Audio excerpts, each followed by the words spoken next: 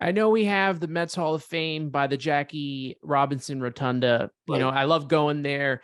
Really kind of this unfiltered access that giving to the Mets legends. It's a game changer, and it really helps Mets fans learn and dive into the history of the franchise with the museum, with the podcast. Jay, before I let you go, I have to get into the Mets Hall of Fame class of 2023.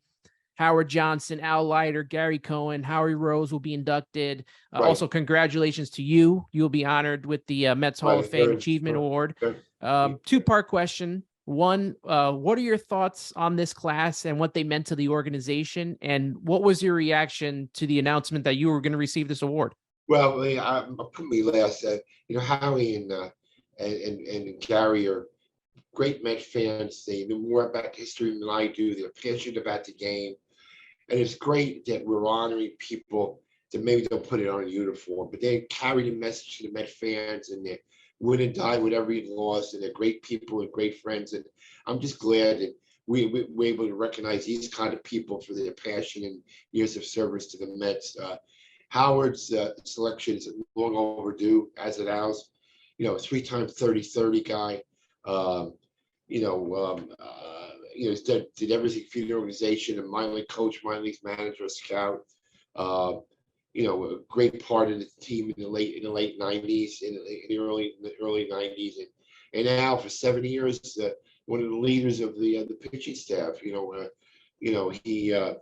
pitched in a lot of big games. One game I remember the most is the wild card game in '99 when he two hit the Reds in a 5-0 game that got us into the playoff.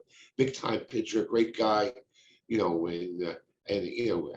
Al was got the Roberto Clemente Award for his charity work, and Howard lives and dies with the Mets. It's good to have those kind of people who have a passion for your club, in the Hall of Fame. They grew up, Met fans too. I didn't get to see Howard Johnson play, but growing up as a kid, you get to hear, Tom Seaver was the ace during my time, or Doc Right. Gooden, or Johan Santana, even Jacob deGrom. But for me, it was Al Leiter. And, he stood out so much. 95 wins, 6th all-time in Mets history. So just a big part of that whole late 90s run, and that 7 years. Piece of trivia.